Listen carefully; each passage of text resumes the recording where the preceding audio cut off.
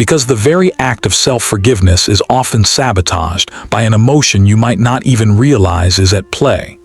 We're diving deep into the surprising way shame erects invisible walls, preventing you from ever truly letting go and moving forward. They say time heals everything, but what if the wound isn't on the surface? Imagine this: you're lying awake at 2 a.m., eyes fixed on the ceiling, replaying something you said 5 years ago. Something small, something long past, yet somehow it still burns. You try to let it go, but a familiar voice inside whispers, "You deserved that. You ruined things, of course they left." That's not guilt speaking. That's shame. Most of us confuse the two, but guilt says, "I did something wrong," while shame says, "I am wrong." Guilt is behavior-based. It points to a choice, a mistake, an action that can be corrected. Shame, on the other hand, goes deeper.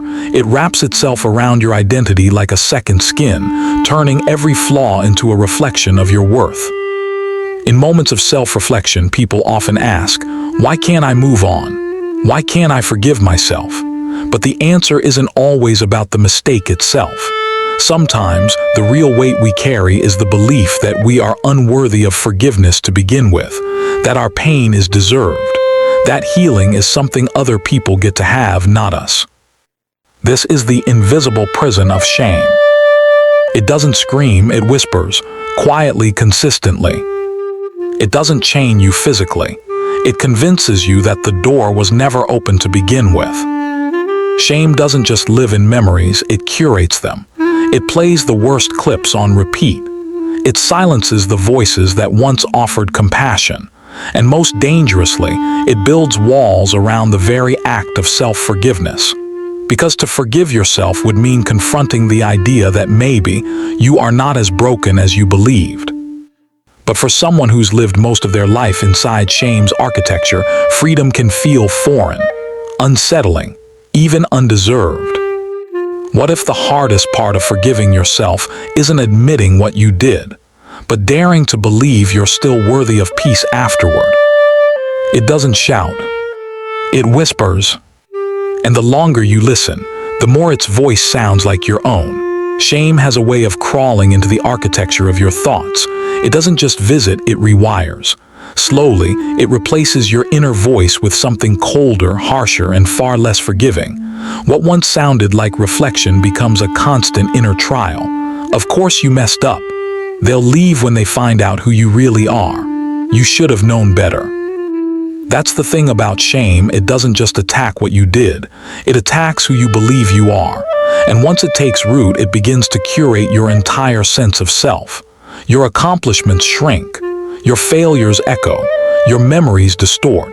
Every mistake becomes a mirror, and every mirror reflects the same story. You're not enough. This is where fear begins to grow. Not just fear of judgment from others, but from yourself. Shame convinces you that connection is dangerous, that honesty will be punished, that being known is the fastest path to rejection. So you edit, you smile, you hide. And slowly, without realizing it, you begin to live behind emotional glass, close enough to see people, but too scared to let them see you. And that isolation, it doesn't feel like safety. It feels like silence. Vulnerability becomes unbearable because it risks exposure, not just of what you've done, but of how broken you believe you are. So you withdraw. You nod through conversations. You offer help instead of asking for it. You keep the peace by pretending you are one, all while that internal voice keeps score, keeps watch, keeps you small. And yet from the outside, everything seems fine. That's the cruel genius of shame. It hides behind achievement. It wears politeness like armor. It lives in people who seem the strongest, but who secretly fear being truly seen. Shame is not just an emotion. It's an environment. A subtle psychological climate that makes self-forgiveness feel not just difficult, but impossible. We're taught that forgiveness is something we give to others, that it's a gift, an offering, a bridge to peace. But when it comes to ourselves, that same grace feels out of reach, or worse, undeserved. Self-forgiveness is not about forgetting. It's not about erasing the past or pretending the wound never happened. It's about loosening the grip it holds on your identity. The paradox is this: the people who most need self-forgiveness are often the least likely to believe they deserve it. Shame builds a kind of moral prison, one where letting yourself off the hook feels like betrayal. If I forgive myself, does that mean I'm minimizing what I did? Does it mean I don't care? That I'm letting myself get away with it? But true self-forgiveness is the opposite of denial. It requires seeing the past clearly, owning it fully, and still choosing to step forward without dragging the chains of self-hate behind you. Shame doesn't like that kind of freedom. It thrives in extremes. You're either a good person or a terrible one. And once shame convinces you that you fall into the second category, it turns healing into a moral hazard. You must carry this. You must stay sorry. You don't get to move on. And so many stay trapped, not by what they did, but by who they believe they are now because of it. But forgiveness isn't a reset button. It's a quiet decision to stop bleeding from the same wound every day. It's not about pretending it didn't happen. It's about refusing to let it define everything that comes after. Self-forgiveness says, yes, I did this, and yes, I am still capable of change. It doesn't absolve responsibility, it honors it. Because only someone who understands the weight of their actions can truly release them without forgetting their shape. Letting go doesn't mean letting yourself off easy. It means no longer letting one moment, one mistake, dictate the entire story of who you are. And that's why it's so hard. Because self-forgiveness isn't just about healing. It's about believing you're worth the effort. Shame grows strongest in silence. But the moment we name it, not justify it, not fight it, just notice it, its grip begins to weaken. The first step toward disarming shame isn't to fight it head-on, but to meet it with something it can't survive: self-compassion. Where shame is harsh, self-compassion is gentle. Where shame isolates, compassion invites. It doesn't excuse the past, it creates space to heal from it. One of the most powerful tools you can use is something deceptively simple: journaling. Not as a task or a to-do, but as an act of emotional release. Let yourself write without judgment, not to sound wise or get it right, but to simply let the inner weight spill out. Some days it will make sense. Some days it won't. That's okay. The goal is not clarity, it's honesty. Next, begin gently challenging the voice of shame. When you catch your inner critic whispering, "You always mess things up," ask yourself, is this entirely true? Where did I learn this voice? Would I say this to someone I love? The answers won't arrive all at once, but the questioning itself disrupts the loop. Each challenge makes the inner critic's foundation a little weaker and your sense of self a little stronger. But even with these tools, shame often insists you go it alone. That you're the only one who feels this way. That no one would understand. That's a lie. Shame thrives in secrecy. But the moment we speak it aloud in therapy, in safe friendships, in even one honest conversation, it loses some of its power. The most courageous act may be to let someone else see what you've spent years hiding.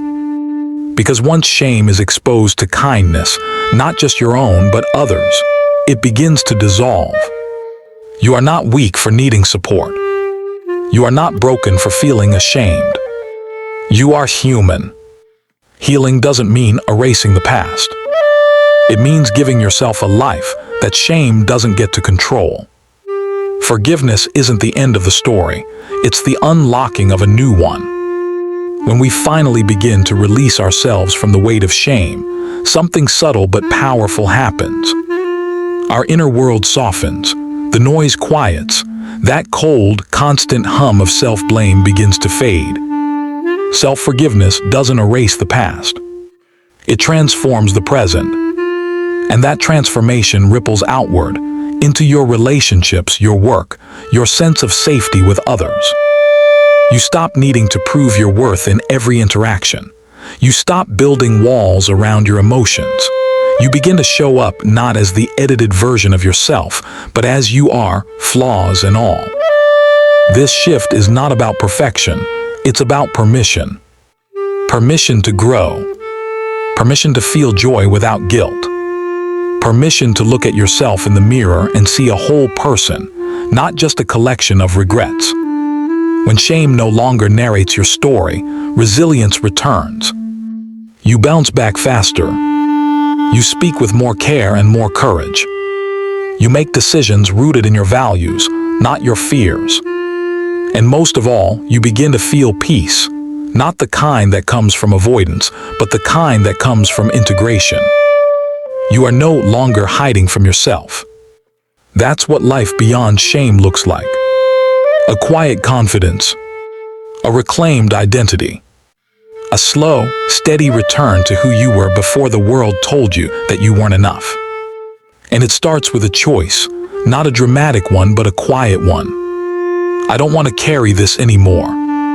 So let this be your beginning. Not of forgetting, but of remembering who you are without the voice of shame in your ear.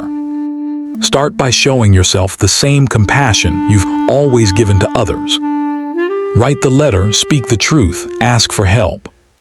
Let the next version of your life be rooted in self-respect, not self-punishment. You are still worthy of healing, still capable of joy, still allowed to begin again, no matter where you've been. This isn't about fixing yourself.